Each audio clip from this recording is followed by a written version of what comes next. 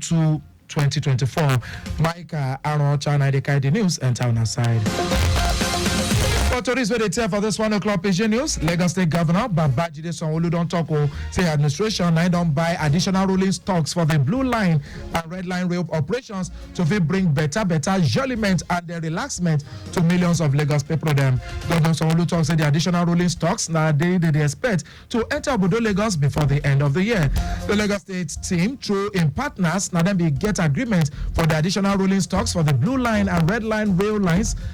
We'll go there ready within 1 year and deliver them before the end of the year, as against the normal 2-year period where they take for construction companies to build the coaches. When it be the yarn for one high-level meeting of Lagos State government officials with the president and management of the China Civil Engineering Construction Corporation CCECC for their headquarters for Beijing, China. Governor Sanwo-Olu the Riyani administration commitment to complete the second phase of the Blue Line Rail project and kickstart the commercial operations of the Red Line Rail project.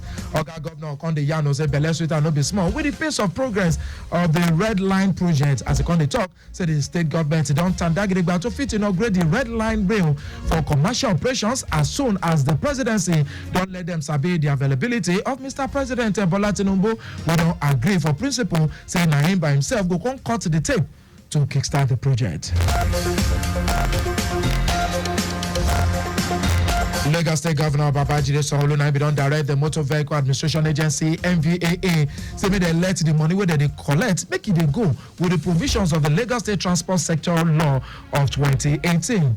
The General Manager of MVAA, Rashid Moriokola, then be carry the directive of Mr. Governor come as they talk will say this one they go with the fees where the Lagos State Transport Sector Law of 2018 don yarn where they go take effect from 1st of March 2024. Moriokola talk will say with the directive of Mr. Governor, the money where MVAA will collect now that day with the Lagos State Transport Sector Law 2018, Schedule 1 and 2 of the registration and regulation of the activities of motor vehicle joined with motor spare parts dealers within the state. It just said the amount we talk about so now the Transport Law 2018 don't put for grant where we see 150,000 naira for motor vehicle dealers where they register as limited liability companies, while person and business name vehicle dealer will pay 100,000 naira only. For the same level, the registration fees for motor vehicle spare parts dealers will register as limited liability companies now go they pay 70,000 naira, while individual, that is person or business name, will they pay 50,000 naira only, as the law carry take yarn. Mario Kolakon they draw hand for year they won. So once the approved fee take effect from 1st of March 2024, so anybody will go they do anyhow, instead of them to make the correct payments, gone they pay the old one, then they go prosecute as a carry take be in line with section 208 of the Lagos State Transport Sector Law 2018. The Executive Secretary of Lagos State Health Facility Monitoring and Accreditation Agency, AFEMA, Abiola Idowu, now we don't sabi the contributions of Orishirishi health franchises where the agency follow relates to fit expand the work to the monitor and the make sure say operators go to comply.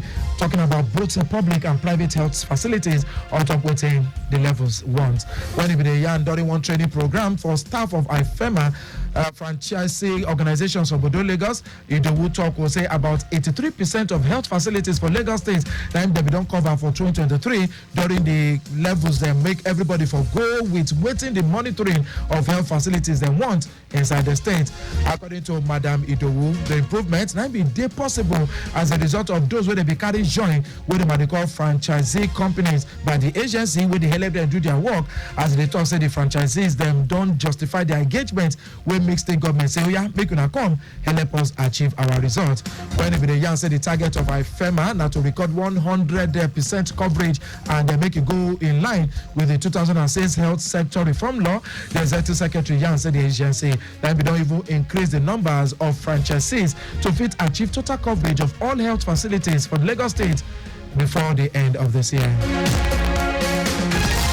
Oga federal government don't call on top those where the matter concerned to fit help with levels them to fit make sure so go fit end drug abuse amongst young people for we country and to help prepare them for employability for them to even dey for entrepreneurship level and become future leaders. Minister of State for the Ministry of Youth Development, Ayodele Olawande, dem be dey yarn this matter for one working visit wey carry enter the United Nations office on top drugs and crime UNODC inside Abuja. Olawande tok say the ministry dey plan to fit put for ground one institution wey dem go sabi as the Nigerian Youth Academy NIA. It also the institutions for that level say young people them go defeat take them through training for the young people them to fit get a better level wey go make them achieve better for tomorrow for meaningful packages them so that they go avoid the temptation wey drug abuse and crime they take torchlight for their face. Other one they talk say lack of engagement, unemployment and the skill gap wey we know to get for handwork for these young people them that we don't lead to the increment for consumption, talking about to the drink and abuse drugs amongst young people them. As it talks in the ministry don dey plan to introduce door-to-door campaign to the follow with young people them for the Nigeria population as supposed big rate, talking about the 774 local government areas of we country to let them sabi why this one go work for them.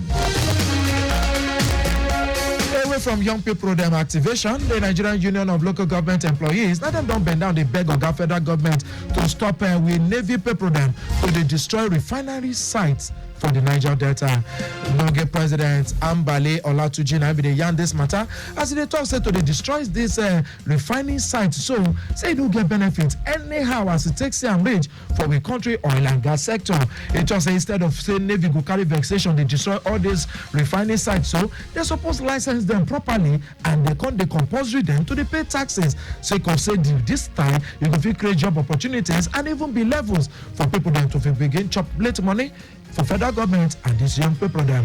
Olatuji call on top federal government to consider licensing more modular refineries wey get capacity to refine crude oil instead when Navy go dey carry gbege they take destroy them up and down. Don't forget to say now 1 o'clock PIDGIN newsroom we day on top Lagos Traffic Radio 96.1 FM. For we obodo of the world to raise for this time about 1.9 million Palestinians will not get where to enter again. Or he posed the talk say they did displaced and then they fear new Israeli military brigade will go enter after the defense minister don't carry her knack chest the pledge say go attack one area where they once described as they say na safe zone. Israeli officials don't talk say that one no concern them over concerns for settler violence against Palestinians for the occupied West Bank after US sanctions sanctioned 4 Israeli settlers for their work for the peace, security and stability for that place where they no let and work well. At least 27,019 people then and then don't buy Gomi Babagode and 66,139 carry original wounds for body for Israeli attacks will be scheduled for Gaza since October 7. This retort-lighted death repackage number for Israel from the October 7 Hamas attack that will be stand for 1,139. Auto sports news for this time. Nigeria and I go Tandagiriba to face their old enemies Angola for the Felix Onfront Bogni Stadium for Abidjan. For as the Super Eagles they continue their levels for number 4 African Cup of Nations title where they be win last for 2013. The Eagles now then carry Koboko Rion Cameroon for 2 Tondo for the round of 16 on Saturday to fill reach the last 8, while Angola carry Koboko flog Namibia 3 Tondo earlier for the Stand de la Pais side. The match now they don't toss go shell for 6 p.m. Nigerian time. Meanwhile, the Confederation of Africa and them don't name Senegalese official Issa SY as the center referee for the match. The 39-year-old center referee now go get Djibril Kamara and Noah Bagoro as people that will go assistant for assistant referee 1 and assistant referee 2 alongside Mauritania official Abde Azizbo as 4th official. The winner of today's encounter, and them go square up with the winner of the Bege between Cape Verde Blue Sharks and South Africans Bafana for one of the semi-final matches for the Stand de la Pais for inside Buakin. That's what we need to take for this afternoon. Not just before we carry come out. I beg you where they use leg waka for we road. Make sure say now walk way you the waka put anytime where you want to use your leg at this bends to avoid any kind of accident where motor figure cause for your side. You go follow and like us on our social media platforms. On top X, we be Twitter before at Lagos Traffic 961, Instagram Lagos Traffic Radio 961. Don't forget if you watch us live on top with Facebook page Lagos Traffic Radio 96.1 FM, and for you with YouTube channel, subscribe for there. Traffic Radio 961. Channels have said the Sanwo-Olu administration and be kickstart the retouchlightment of the coconut belt as they carry collabo with the food and agriculture joint bodies with the FAO. If you enter the Lagos State government website, you go see levels where your government they do. So you want to follow the newsroom relate for here, I better send a message to Lagos Traffic Radio at lagostate.gov.ng. That's okay. Take our credit for this 1 o'clock PIDGIN news. Until Monday, we have another fresh package going down aside for 1 o'clock level. Abiola Fagbolago. That should be package this afternoon. Tourists come. When me will be Micah Aruocha. We carry tourists enter on aside as supposed to be for this afternoon level. Lunchtime like our Freestyle Friday going to continue after the chicken breaks them. Good afternoon.